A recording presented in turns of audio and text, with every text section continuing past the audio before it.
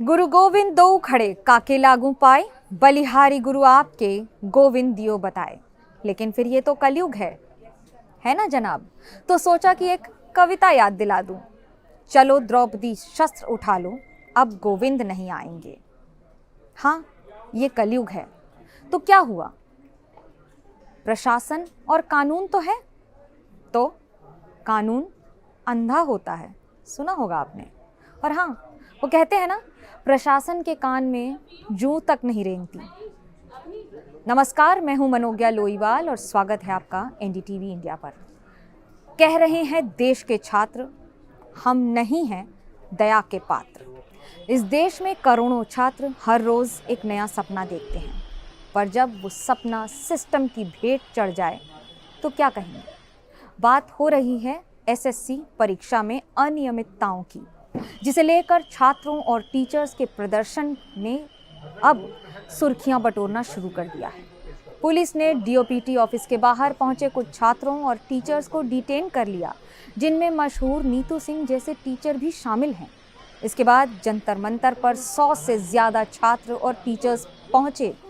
उनकी मांग है कि डिटेन किए गए छात्रों और टीचर्स को जल्द से जल्द छोड़ा जाए। अब आपको बताते हैं कि ये विरोध हो क्यों रहा है।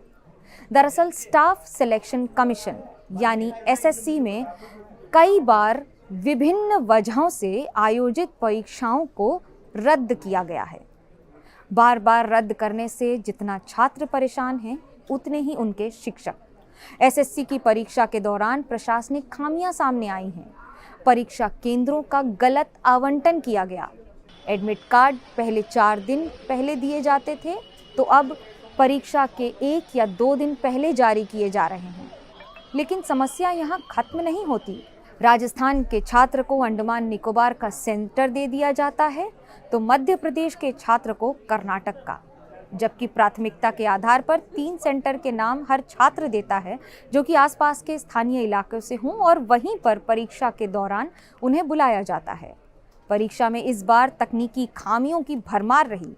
इस दौरान कहीं सिस्टम क्रैश हो गया, तो कहीं सर्वर संबंधी समस्या आ गई। जो कंप्यूटर दिया गया, उसमें बहुत से छात्रों का माउस नहीं चल रहा था।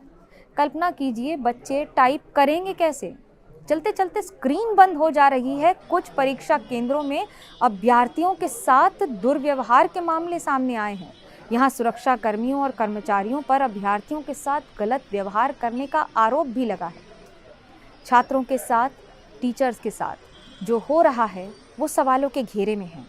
छात्रों का आरोप है कि एडुकेटी एजेंसी, जो एसएससी सिलेक्शन फेज 13 की परीक्षा करा रही है, जो कि शिक्षा विभाग से ही ब्लैकलिस्टेड कंपनी है, इस कंपनी के खिलाफ छात्र कई बार पहले भी प्रदर्शन कर चुके हैं। इस कंपनी का नाम इससे पहले व्यापम परीक्षा घोटाले में भी आ चुका है। ये एजेंसी एसएससी की अन्य परीक्षा जैसे सीजीएल भी करवाने वाली है, जिसमें 30 लाख से ज़्यादा छात्र बैठाएंगे।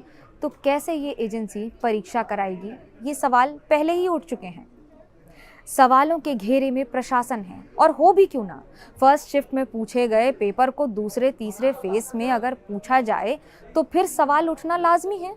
छात्र पढ़कर आता है, अपने ज्ञान को समर्पित करने आता है। आधार कार्ड ऑथेंटिकेशन अनिवार्य करने की वजह से ऐसे कई छात्र हैं जो फॉर्म नहीं भर पा रहे हैं। बहुत से छात्रों को तो एग्जाम सेंटर में समस्या आ रही है, क्योंकि वहाँ पर डेटा मैच नहीं करता। छात्रों के आरोप एक एक करके समझाते हैं, और ये जानना इसलिए ज़रूरी है क्योंकि छात्र जो कह रहे हैं वो सिर्फ बात सपना टूटने की नहीं है, बल्कि प्रशासन की इस अनदेखी का सवाल और जवाब दोनों है। पहला और सबसे बड़ा आरोप परीक्षा कराने वाली एजेंसी एडुकेटी पर है। छात्रों का कहना है कि ये कंपनी पहले से ही शिक्षा विभाग द्वारा अगर ब्लैकलिस्टेड है, तो बार बार इसे ये टेंडर क्यों दिया जाता है? जिसका नाम व्यापम घोटाले में हो, उसका नाम विवादों में रहेगा। और विवादों वाली एजेंसी को अगर लाखों छात्रों का भविष्य तय करने की जिम्मेदारी दे दी जाएगी, तो क्या वो इंसाफ होगा? नहीं, कम से कम छात्रों के साथ तो नहीं। दूसरा आरोप प्रशासनिक लापरवाही का है। छात्रों का कहना है कि परीक्षा केंद्रों पर आवंटन मनमाने ढंग से हो गया।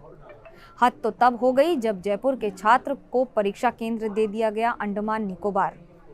सिर्फ टिकट का खर्चा ही 45,000 रुपए से ज़्यादा का है, तो कोई भी छात्र एक दिन के समय पर कैसे जाएगा? एडमिट कार्ड भी परीक्षा से 2 दिन पहले जारी किए गए, जिससे छात्रों को भारी परेशानी हो रही है।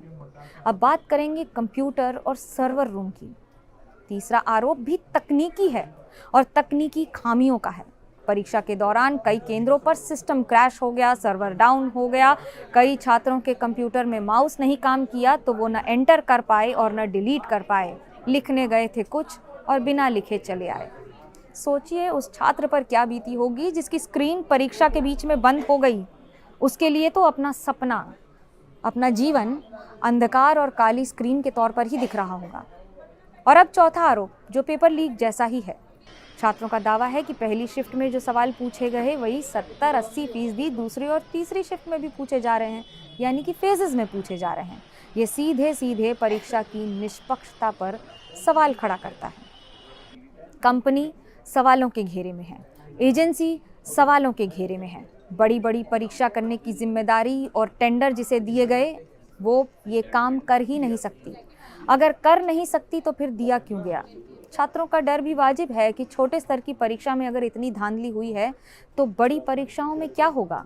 बात बड़ी परीक्षाओं की नहीं है, बात है उन लाखों छात्र की जो हर बार आते हैं ये सोचकर कि इस बार परीक्षा पार कर गए तो सरकारी नौकरी लग जाएगी। अपने डिटेन किए गए साथियों को रिहा कराने की मांग कर रहे हैं ये टीचर्स और छात्र। ब्लैकलिस्टेड कंपनी को हटाने की मांग कर रहे हैं। यह सिर्फ कुछ छात्रों का नहीं बल्कि देश के करोड़ों युवाओं के भविष्य का सवाल है। और इसीलिए तो प्रशासन के खिलाफ ये बवाल है। हम भी यही मानते हैं कि प्रशासन कम से कम जागेगा, उनके कान में जू रेंगेगी और इन छात्रों की आवाज़ उनके कानों तक पहुंचेगी। क्योंकि कुंभकर्ण भी इतिहास के पन्नों में 6 महीने ही सोता था। आपको ये वीडियो कैसा लगा हमें ज़रूर बताइएगा। धन्यवाद।